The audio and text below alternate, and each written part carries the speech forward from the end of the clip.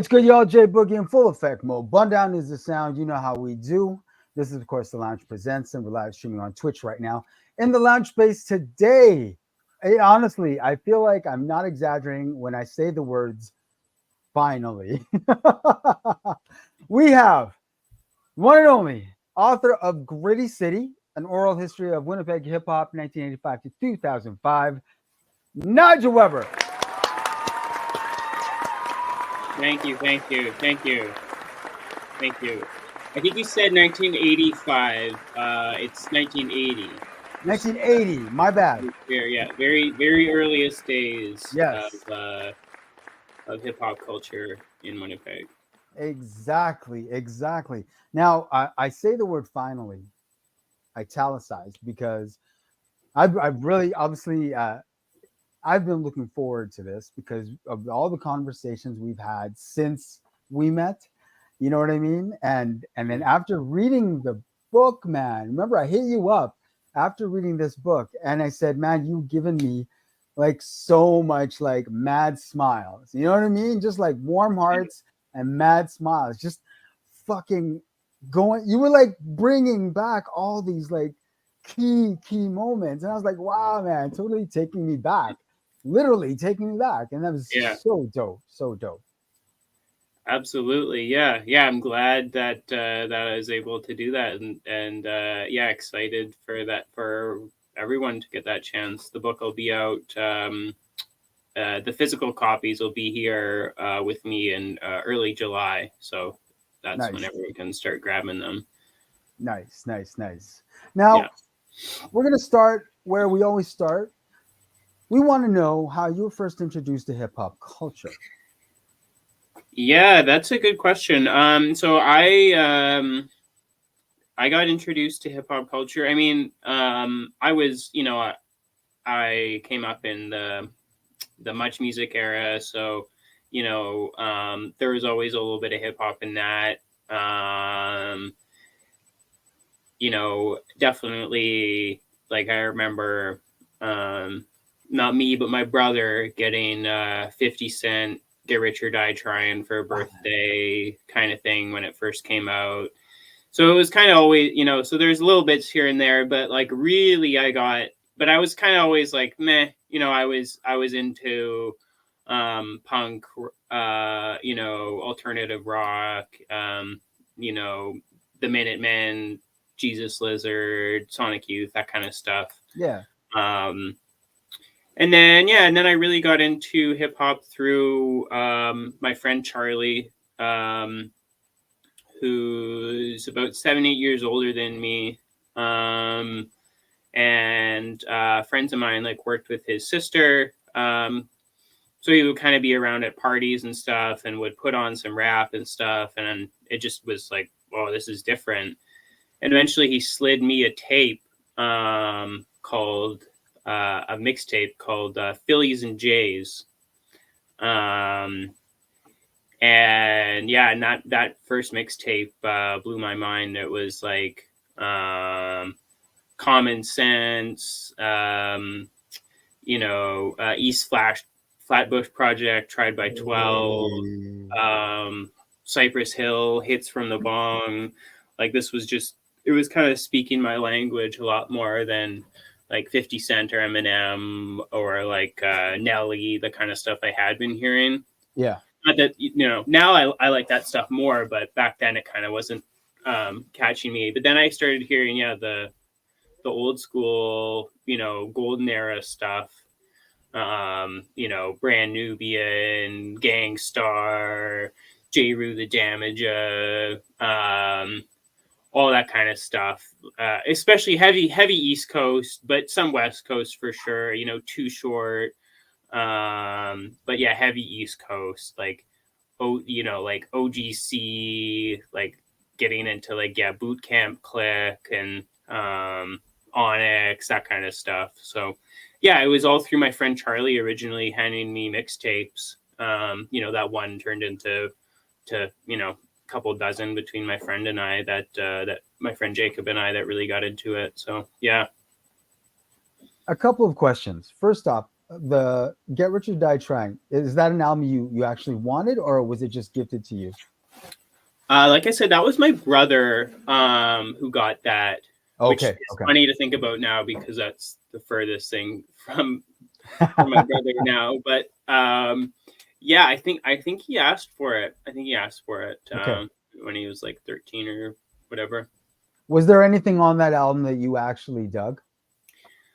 Um, I remember liking the videos. Like I said, I was a Much Music fan, so I Yeah. remember liking the videos. I remember liking early Eminem videos. Just because they had a lot of interesting theatrics and kind of stuff to them. That Yeah, that yeah. kind of got me in a bit, but yeah, I don't remember too much about um, loving or even really listening too much like on my own to that the 50 Cent Yeah. at the time. I hear that. I hear that. Yeah. And then for the Phillies and Jays mixtape, who did that mixtape? Yeah, it's my friend Charlie Hyde. Still one of my best friends. He he did a little bit of producing back in the day. He's Okay. good friends with Rob Crooks, who a lot of people know, Yeah. and with Ed Words, Oh, who damn! I maybe haven't heard that name in a minute. less people remember. Yeah, that's like one of my friend Charlie's good buddies from high school, and they Okay. were messing around and stuff. So yeah, he's got a few beats on like Ed Words put out an album in I can't remember what year, '04 maybe, Hmm. and Charlie's got a couple beats on that. Okay. Maybe he has one on an early Rob Crooks album too, but I can't remember because Rob did a lot of production himself. So Yeah. yeah. Yeah. But yeah, he'd been around for a long time, and that's actually I don't know if you're gonna ask this question, but like my first live hip hop shows were going. It was through my friend Charlie saying, "Oh, my friend Rob just started this new group with this guy Ismala. This is probably like 2008. I'm just able to start going to bars at that point, and yeah, we went to go see like very early Magnum KI shows Nice. Nice. because my friend Charlie was buddies with Rob Crooks, who was in the band, obviously. So yeah, Yeah. Yo, you bring up some notables. Obviously, a big salute, big salute to Ismala, Cut Down, Rob Crooks, yeah, Edwards. Man, you said Edward. I honestly haven't heard that name in so long. I was like, yo, I remember Edwards. yeah, yeah. Crazy. Yeah, Dan, is his real name. Good guy. Is Shout out he Dan. is he still like working on music at all? Not necessarily for like public consumption, but just on his own. That I'm not sure of. Okay. I haven't seen. I remember seeing him a few years ago. We hung out, but it's been a minute. So yeah, Dan, if you're out there, give me a shout. There you go. There you go. Nigel, man, what were you listening to? What did you hear around the home when you were growing up? Oh yeah. We definitely had a lot of like music was pretty big in our house for sure.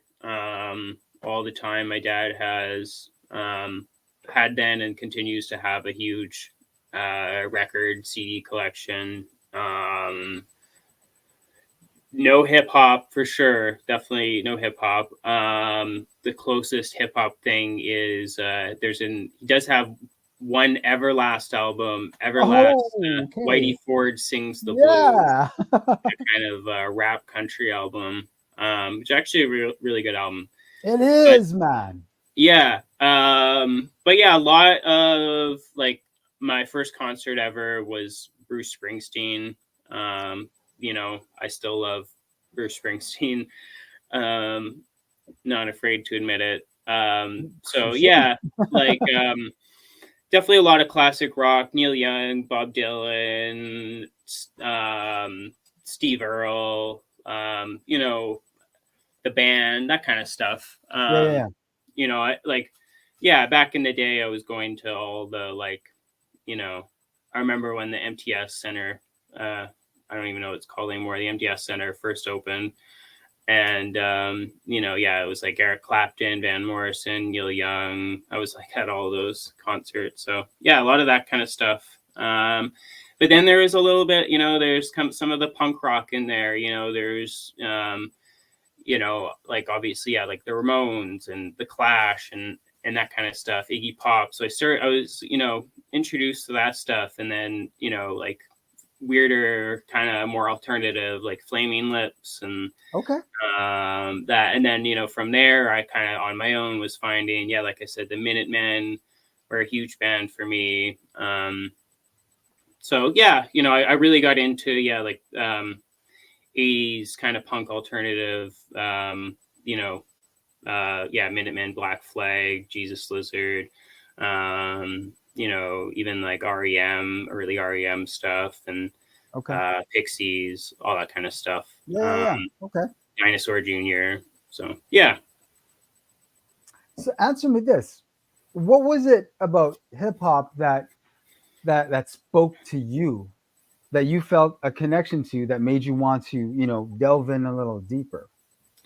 Definitely. Yeah. I mean, I loved the lyrics. Yeah. I mean, nothing against good beats, and I still, you know, if the beats had been bad, I probably wouldn't have been as intrigued to listen. But Right. yeah, it was really about the lyrics. And I still find if you go back to a lot of that, excuse me, a lot of that early stuff that I mentioned, you know, like the early '90s, New York stuff, especially, like you know, you had to have bars, you know what I mean? Everyone had, you know, and that's, you know, like me and my friends would like sit around and like more so than like talking about the beats, we were talking about breaking down lyrics and that kind of Yeah. stuff, Yep. you know, like, Yep. and finding like the corny ones, like, you know, DWYCK by Gang. Yeah. Lemonade was a popular drink, and it still is. Yep. And it's, you know, it's just a funny line or whatever. But yeah, it would, yeah, definitely to answer your question, it was the lyrics, like, because I really felt like it was like opening up a whole like different world. You know, obviously, yeah, born and raised in, you know, like middle class Winnipeg, like 90s New York stuff is talking about, you know, Yeah. pretty real stuff. You know, the Yeah. first album I actually bought on my own was Illmatic, and obviously that is, you Hey. know, that's like a such a vivid portrait of that that lifestyle, Yeah. that I just wasn't as familiar with. And so yeah, it really was so eye opening to be able to uh, you know, as Chuck D called it, you know, CNN for Black people. So, you know, Good quote. to be able to quote tune into that, you know, it was yeah, that was pretty powerful for me. Salute Uncle Chuck all day. Hell yeah. Yeah. Off that Illmatic record, what's the one joint that's your go-to, no matter what? Um. Probably halftime. Yeah, probably halftime or survival of the Nice. fittest. But yeah, probably halftime. Yeah, Nice. So definitely. you mentioned Charlie as being someone near you, within your proximity, that was also, well, into hip hop culture.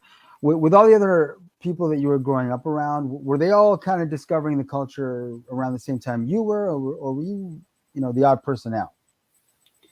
Um, Sort of yes and no. It was really you know, yeah, it was my friend Jacob and I, who really deserves a strong shout out, because yeah, we're the same age, and um, you know, have been friends basically our whole lives, and, you know, had the same style, taste in music more or less, through high school and middle school and high school and stuff, and then both were introduced to hip hop at the same time through Charlie. And so yeah, we would, sometimes you give me the tape, sometimes you give Jacob the tape, and then I would, dub them and Hell yeah. that kind of thing. And so yeah, it was really the two of us together. I mean, we had other friends as well that were around at the same time and hanging out same age as us, and they just kind of never got into it the same way. So yeah, we definitely had, and then Jacob, my friend Jacob, again, still one of my best friends to this day, really like took off with it. And I was like less good at, I was kind of like, I love that early 90s New York stuff. I just kept kind of going back to that and like digging deeper into that. And he was like looking more into like what was happening present day. This is like more really 2010s or something at this point. And yeah, he became a DJ and that kind of stuff. So yeah, definitely my friend Jacob G. Doucette. He's not super active as a DJ anymore, but yeah, that was his name, DJ name. So yeah, shout out to him, because that's without him, I feel like I wouldn't have kind of continued to pursue my interest in the music quite as heavily, for sure. There you go. Was there ever, after your initial exposure, and then as you got a little deeper in the mud, so to speak, with your knowledge of the culture and your appreciation of it, was there ever a moment where you yourself wanted to pick up a mic, buy a pair of tables, bust out some linoleum, throw up, with a can of Krillon? Yeah, no, I I mean, like, I mean, I've always been writing since I was able to write, basically. So yeah, I tried writing rhymes, but I also, when I was into rock music, tried to play guitar and the bass guitar, and never was good at it. I just, as much as I love music, I feel like I'm just not a very gifted in that way, musically, so to speak. So yeah, I sort of, the way I decided to start kind of giving back to hip hop as a culture was through writing. And yeah, so that's why I started writing for Stylus magazine in 2018. Yeah, 2018. So yeah, I know that's where you got your start too. So for sure. Yeah, Stylus is definitely an important place in Winnipeg. They still are, they're they're huge. So yeah. Oh yeah, especially, come on, independent journalism. Let's go. Yeah, exactly. Right? Hell yeah. So when we first met and you told me about your idea, it became fairly obvious to me. I started to think about, okay, well, who is this guy, and what is, what propelled him to do this? And the one thing that came first and foremost in my mind is someone who has a genuine love of the culture, and not just the culture, but the culture that we have locally. Yeah, I mean, I would say I developed that love, and at first, honestly, like it was a curiosity more than anything. The love and appreciation came as I worked on it. It's been 4.5 years since I've been working on this project. But at first it was, I just, like I didn't know where it was going to take me. I really just wanted to know. The first question I had was, what was the first like physical release that came out of Winnipeg for hip hop? I didn't know that. Like where, Right. like you couldn't Google it. There's nowhere that Nope. like was telling me, I knew about Farm Fresh, but I wasn't sure. Like, was that the first one? Yeah.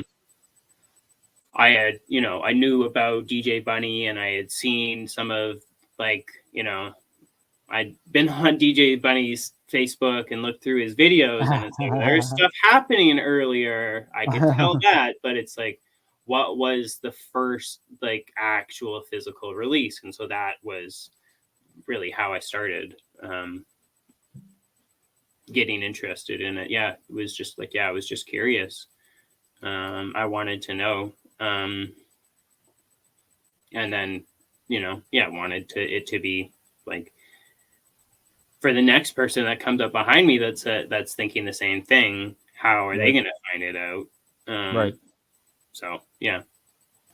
When you started, putting the book together, did you ever feel a responsibility to make sure that you rep the culture not just accurately, but in a manner that everyone in the community would be able to co-sign and say, hell yeah? Yeah. I mean, I definitely always knew, I mean, it's important, that this isn't the story of one person, of one crew, Yeah. of one, even one era, right? We're Yeah. crossing, it's 25 years. So it's, you're covering a lot of different eras when different people and places are happening. So yeah, and then at a certain point, maybe some people are gonna think the wrong way about that, and I have no control over that. But No. I always wanted to. I was always thinking about the sort of pioneers, and making sure that their stories were documented and preserved, and that they're able to be remembered in a way that's not just person to person. Um,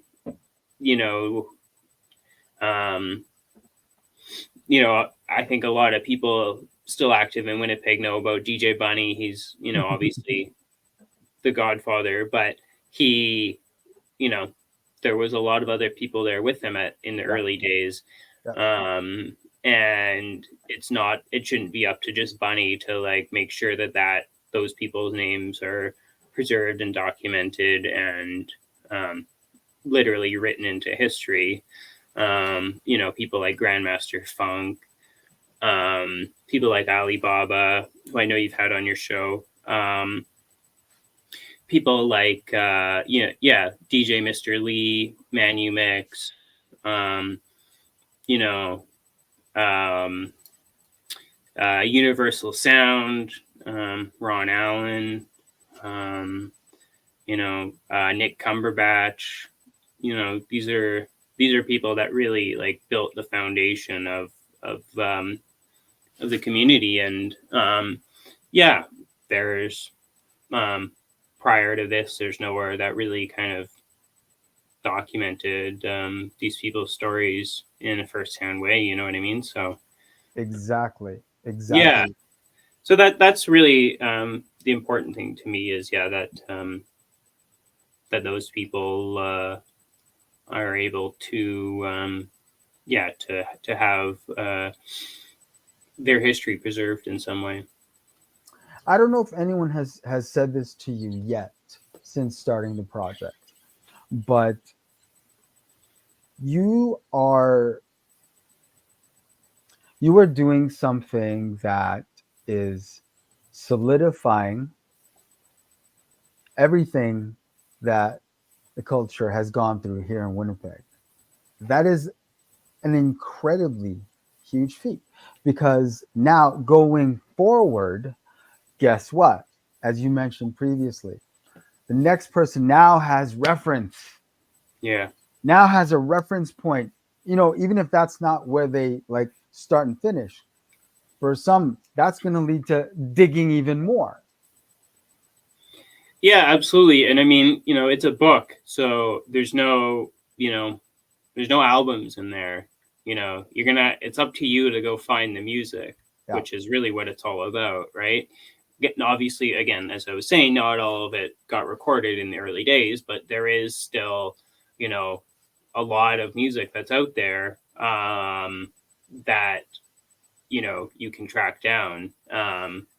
And I've had people that that have come, it's like, oh, because of your posts, I started listening to Freak Show, Yeah.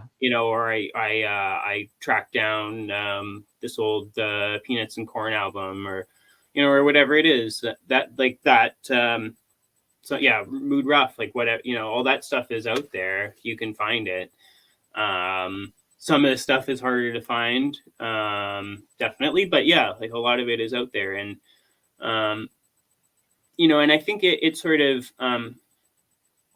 you know, um, I'm not as familiar with the sort of up and coming, 20-year-old, 25-year-old rap scene. I know it's out there. I saw there was just a big event last night that my buddy Mo was performing at. Shout out to Mo Show. Hey, Mosho, salute, salute. Yeah, yeah. Sorry, I couldn't make it, but yeah. So there's like there are a lot of younger people that are doing rap music in the city, Yep. and respect to them. But I think, before now, it's easy to say, well, how is I going to know, right? Like, oh, how is I going to know about the history? How is I going to, like, because so much about hip hop is the history, is paying respect to the history, is knowing who came before you. Oh. And like to a lot of people now, old school, like if you're 21 now, old school is like, like the early, like J. Yeah. Cole or something, you know what I mean? It's like, so it's important that those people are able to, have a window open to them to say, like, this has been around, for longer than, way longer than you've been alive. Yeah. You know what I mean? Yeah. And, like, or like a Winnipeg example, like people, coming up now are thinking like Winnipeg's Most is old school. And absolutely, I love Winnipeg's Most, like huge Winnipeg's Most fan. I saw them in March or whatever, but yeah, like that was only like 10 years ago, like years ago. So there's a lot more that came before that, that is really important. And that's honestly why, I originally want, like, and I still plan to tell the story of Winnipeg's Most and all that era music. I had to stop at 2005 because it was either cutting out one chapter of the old school or cutting out a chapter of that, the newer stuff. And it wasn't fair to anybody, the reader included. Facts. You would be getting half a story. So at some point, I've already done half the interviews for it, but yeah, at some point I want to bring it up to 2015 at the absolute, Nice. like maybe even later. But yeah, Streets, Winnipeg's Most, Lytics, all that stuff. I've done a lot of those interviews, and all that stuff is important. So yeah, that'll be a part 2. But for now, yeah, definitely. Yeah, the big thing was not leaving out anything from the old school days, because not only are those stories not told anywhere, as I was saying, we're starting to lose those people. Exactly. You know, and and that's like that's just a sad fact. And and the sooner I felt that the sooner the book was able to come out, and that these people were able to have their names out there and being read and being celebrated, if even in that small way, For sure. was huge to me. Because there was a lot of impetuses for this book, but one of them was I found out, I knew who Jerry Atwell was, but when he died, I found out who he was, Right. to hip hop, locally. Right. So that was another thing. It's like, oh, there's this amazing story, but it's too late. It's too late. Like so that's the second chapter in the book is DJ Bunny and Brendan from Super Duty, Jerry's nephew, are able to tell that story of how he's the first rapper in Winnipeg, 1980. Pretty amazing. Yeah. I would think that finding that out would be one of the biggest takeaways after having had all these conversations and dug into all this media. But what would you say if not that, or if it is, by all means, makes total sense. What do you say is your biggest takeaway after having just pour into everything? What is your biggest takeaway after having written this book? That these, there's a lot of people that worked really hard just to be able to express themselves, in the way that they wanted. And some got a little bit more attention than others, and and some did it for longer than others. But in the end, it really was about whether you're a rapper, a DJ, a promoter, a producer, graphic designer, even just a fan. I talked to people in all those different roles in the book, and for every one of them, it's about having fun with your friends, expressing yourself artistically, and celebrating and enjoying the culture. And so I guess the biggest thing that struck me is how how similar that was for people through all the years. As I said, I cover 25 years. I spoke to over 100 people, and everybody, while it's not exactly the same story, is really had the same kind of sentiment, that I just mentioned. And it's just mind blowing that it's, that this music is able to connect so many different people, and that they're able to celebrate it in the same way. Well, Nigel, man, I want to celebrate you. I want to celebrate the book. I want to salute you because it was a great job that you did on this. Thank you. If you are a Winnipeg resident, whether you're into hip hop or not, if you got any sort of desire for music, this is a worthy read, regardless of whether you're into the scene or not, or into the culture. But most especially if you're into the culture, this is a high key recommend book. Yeah, I definitely tried to make it, I always, as I was writing it, I was thinking, definitely if you, participated in the culture, whether I interviewed you or not, you're going to get a lot out of it. Yep. But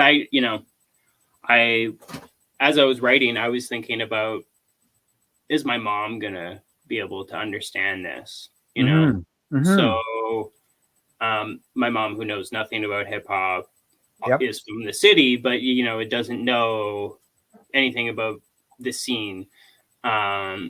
So it's not It's not a book that you need to know everything Exactly. about Winnipeg hip hop to be able to Exactly. appreciate. Mhm. You don't even need to know anything about hip hop. Exactly. You can, Exactly. I try to make it, I also try to place where you are in the eras, also within larger hip hop as like in general. Yeah. If that makes sense. So, when we're in 93 in the book, I'm talking about Wu-Tang just came out, Yeah. or, Yep. mentioning albums that people know, like this Yeah. just came out in the, like when we're talking about. So you can be like, oh, okay. But then also, if someone references something, I'll have a little footnote so you're not like Yep. lost on the Exactly. references or anything like Nah. that. Yeah. Great job on it. That made total sense. Yeah. That's providing little signposts along the way. That Yeah, was dope. exactly. Yep. It just, it's like I said, yeah, so someone who has no knowledge of the community beforehand can pick it up, and or even never been to Winnipeg, Exactly. if you've never been here, but have an interest in the music, Exactly. you can pick it up, and you're not going to be like, what, what's Exactly. this place he's talking about? Yeah. It doesn't hurt. It doesn't. I will say it doesn't hurt if you know Winnipeg streets and locations. You might get more out of it because Yeah. you can picture and visualize. Exactly. Yeah, you can visualize. But yeah. So yeah. Definitely. Well, speaking of picking it up, pre-orders are done. No longer pre-orders. Yeah. If you reach out to me, you can like reserve a copy. There you go. Just to make sure. But yeah, they've been ordered. Physical copies have been ordered, so they will be here in early July. And yeah, working on an event in Winnipeg for mid-July. Nice. Details on that to come. And then I'm also planning to, I feel safe to announce this here, I'm planning to be in Saskatoon in August. Okay. To promote the book. So nice. I'll, at the it's called the event's called Summer Fling.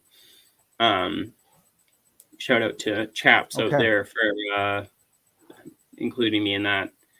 So yeah, yeah, definitely. That's I will mention, there is a chapter in the book that explores the connection between Winnipeg and Saskatoon, specifically in the late 90s, but it kind of touches on in general, and how integral Saskatoon was to the Winnipeg scene. So yeah, I'm really excited to get out there and to be able to share it with that community as well. And yeah, also no dates, but working on trying to get out to Toronto as well. So all the Toronto folks, if you want to avoid the shipping costs, get at me so I know that it's worth it to come out there. So how do they do that? If they want a copy, how do they reach out to you? Yeah, definitely. Right now, I ended the pre-order. So it'll be on sale in a couple weeks. But yeah, you can go. Best place to go is probably the website, www.grittycitywpg.com. All the links are on there. And then the Instagram, which there's a link through on the website. That's there's announcements on there, but it's really a gallery. If you're curious of what the book is like, go look at the Instagram and like look at the different posts that I have up there, because they're really like mini, like it's like a mini version of what the book is. Yeah. Just and then you get the visual accompaniment with it as well. Lately, I've been doing some from Spotlight show, but yeah, that one is that's also where there's going to be a lot of announcements as well. I just announced I have merch on sale, so get at Yes. me. Don't forget the merch. Don't forget the merch. Yeah, I got shirts, crew necks, hoodies, or no, not hoodies. Sorry, crew necks, shirts, tote bags. I only did pre-order hoodies, so shout out to those people that ordered. I like that you got a tote bag in there, dog. Yeah. Here, I'll even I got them right here. They're pretty nice. Yeah, man. It's just the kind of regular. Looks a bit blown out on the screen, but yeah, they're nice. There you go. There you go. Nigel, man, I want to thank you for spending time with us in the lounge space. It's been a pleasure. It's been an honor to meet you, and I mean we've touched base with each other, periodically, like since we first met. But I mean it's been awesome, and the book, like I said, mad smiles and mad warm hearts reading this straight up and down. Absolutely. Yeah. Thank you very much for having me. And yeah, like really, like as I mentioned, I got my start writing for Stylus, and it was some of the first research I was doing was through Stylus. And, it was such a, once I found that mental notes column, there's a lot of wisdom in that mental notes column from back in the day. That's how I was able to, corroborate the dates of the farm fresh freak show beef. Like that's sometimes I'm posting of the on this day. That's how I know from you writing in Stylus back in the day. So yeah, so thank you for man, your dedication. Man, this connection is real, and I think you and I at some point need to sit down and collab on something. Absolutely, yes, absolutely, for sure. All right, man. Well, thank you again. You know what? When the event is going down in July, let's get you back on so we can talk about that and help promote that. Okay? Yeah, definitely. There's always more to talk about local hip hop history. I got the stack albums here. We could just pick an album and talk about it. I could keep going. So yeah, definitely. There you absolutely. Go. Awesome. All right, man. Once again, thank you for spending time with us today. We'll definitely be talking again. Thanks so much. All right. Peace, man. Peace.